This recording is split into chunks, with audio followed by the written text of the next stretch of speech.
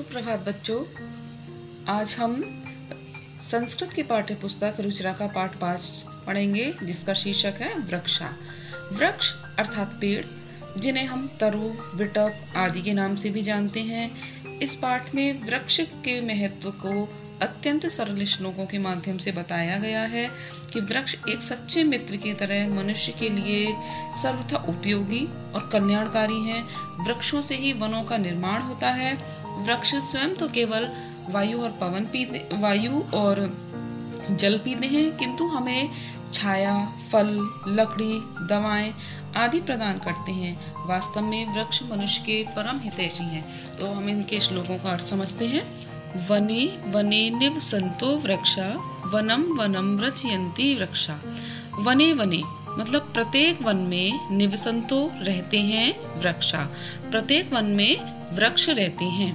वनम वनम रचयन्ति वृक्षा, और one one मतलब प्रत्येक वन, रचयन्ति वृक्षा बनाते हैं कौन? वृक्षा, यानी प्रत्येक वन को वृक्ष ही बनाते हैं। प्रत्येक वन में वृक्ष रहते हैं और प्रत्येक वन को वृक्ष ही बनाते हैं। वन अर्थात जंगल, और जंगल में अगर पेड़ पौधे नहीं होंगे तो वो जंगल किस बात का? तो यही इसमें बताया गया है कि प्रत्येक वन में वृक्ष होते हैं और वृक्ष ही वनों को बनाते हैं। शाखा दोला सीना वेगा, तै किमपि कूजन्ति वृक्षा। शाखा दोला सीना वेगा, वेगा अर्थात पक्षी। पक्षी किस प्रकार क्या है? शाखा दोला सीना, शाखा मतलब पेड़ की डालियां, टहनियां, दोला झूला, आसीना बैठे हैं। तो वेगा मतलब पक्षी जो है वो कहाँ बैठे हैं? शाखा दोला सीना, वृक्ष की डाली रूपी झूले पर बैठे हुए हैं। तै किमपि कूजन्ति वृक्षा, तै किमपि और उनके द्वारा, किमपि कुछ भी, कूजन्ति पूजा जाता है। मतलब जो वृक्ष हैं वो उनके माध्यम, वृक्षों के पक्षियों के द्वारा कुछ भी पूजा जाता है। मतलब जो पक्षी हैं वो शाखा दोलासीना, पेड़ की शाखा रूपी झूले पर बैठे हुए हैं और उनके द्वारा वृक्ष कुछ भी पूजते हैं।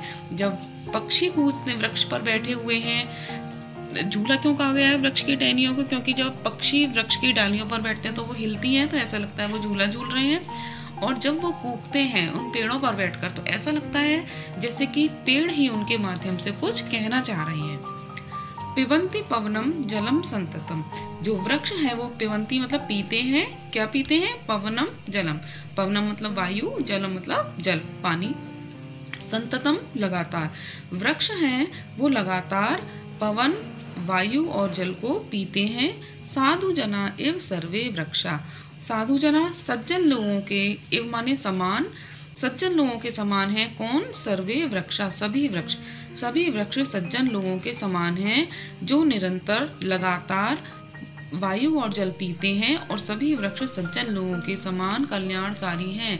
जिस प्रकार सज्जन लोग समाज का कल्याण करते हैं, हमारा कल्याण करते हैं, उसी प्रकार वृक्ष भी हमारा कल्याण करते हैं। वो केवल वायु और जल पीते हैं, लेकिन हमें फल, छाया, दवा आदि देते हैं। स्पृशन्ति पादै पातालं च नभः शिरस्सु वहन्ति वृक्षा। स्पृशन्ति स्पर्श करते हैं, पादै पैरों से, पातालम चा पाताल का, वृक्ष अपने पैरों से, पैर क्या है वृक्ष के? जड़। वृक्ष अपने जड़ रूपी पैरों से पाताल का स्पर्श करते हैं। मतलब पेड़ जितना बड़ा होता है उसकी जड़ें उतनी ही ज्यादा अंदर नीचे गहराई तक होती हैं। तो ऐसा लगता है जैसे कि वो अपने जड़ रूपी पैरों से पाताल का स्पर्श कर रहे हों। तो वृक्ष अपनी जड़ रूपी पैरों से पाताल का स्पर्श करते हैं। और नभः शिरस्सु वहन्ति वृक्षा, नभः आकाश को, शिरस्सु सिर पर, वहन्ति वहन करते हैं। दोबारा देख लो, जो वृक्ष हैं वो अपनी जड़ रूपी पैरों से पाताल का स्पर्श करते हैं और आकाश को सिर पर वहन करते हैं। पेड़ों के ऊपर क्या होता है? खुला आसमान होता है, तो उनके सिर के ऊपर मान लो आसमान है और पैरों के नीचे पाताल है। पयोदर्पणे स्वप्रतिबिंबम कौतुकेन पश्यन्ति वृक्षा। पयोदर्पणे, पय मतलब जल, दर्पणे दर्पण, आईना, शीशा। तो पयोदर्पणे स्वप्रतिबिंबम, जो वृक्ष हैं वो पयोदर्पणे जल रूपी दर्पण में, आईने में, स्वप्रतिबिंबम, स्वमी अपना, प्रतिबिंब माने परछाई, वृक्ष जल रूपी दर्पण में अपनी परछाई देखते हैं। कौतुकेन उत्सुकता से पश्यन्ति देखते हैं। वृक्ष यानी वृक्ष जल रूपी आईने में स्वप्रतिबिंब अपनी परछाई को कौतुकेन उत्सुकता से पश्यन्ति देखते हैं। प्रसार्य स्वच्छाया संस्तरणम कुर्वन्ति सत्कारम वृक्षा।